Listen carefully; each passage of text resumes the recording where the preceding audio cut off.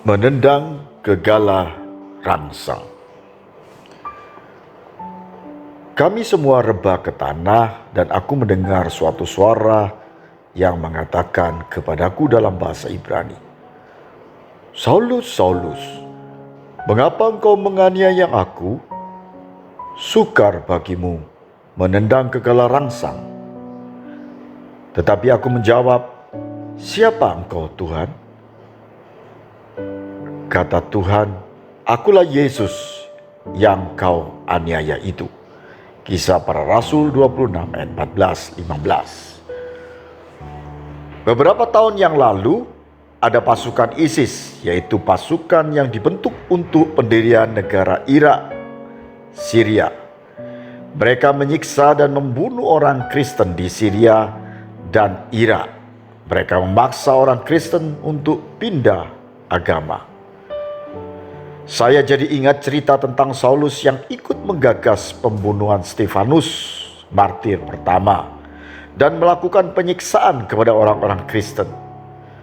Saulus dari Tarsus adalah salah satu dari orang-orang brilian pada zamannya. Tidak perlu diragukan lagi bahwa ia adalah tamatan dari Universitas Tarsus, universitas Yunani terbesar pada zaman itu.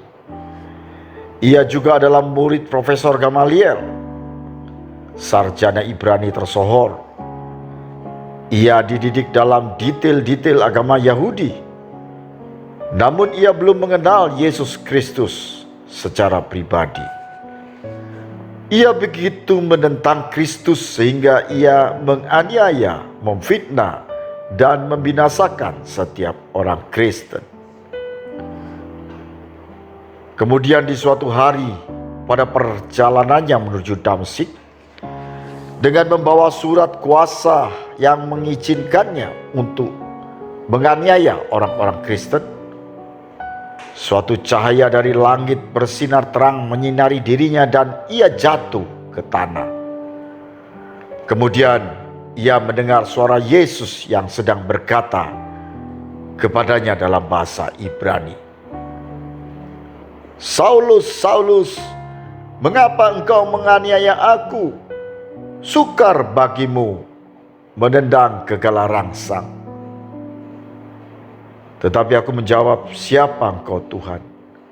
Kata Tuhan, "Akulah Yesus yang kau aniaya itu." Kisah Para Rasul 26 ayat 14-15. Kisah selanjutnya adalah kisah pertobatan Saulus, yang kemudian menjadi rasul yang paling militan dan berganti nama menjadi Paulus.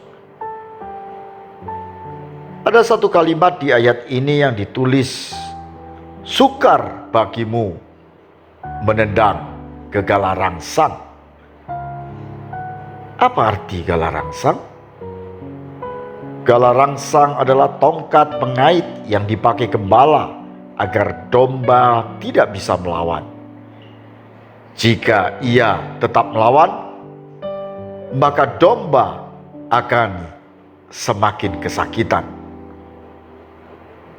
Paulus adalah seorang pencari kebenaran, namun tanpa sadar ia melawan kebenaran yang sebenarnya.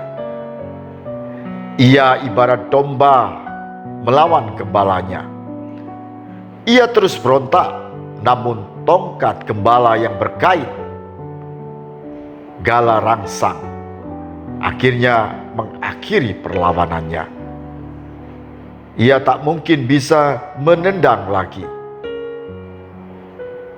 Pasukan ISIS yang menyiksa orang Kristen sebenarnya sedang melawan Sang Gembala Agung. Pada saatnya mereka akan bernasib sama seperti Paulus. Tak bisa lagi menendang gegala rangsang. Dan mereka akan disadarkan dan bertemu dengan Sang Gembala yang akan mengubah arah hidup mereka. Amin.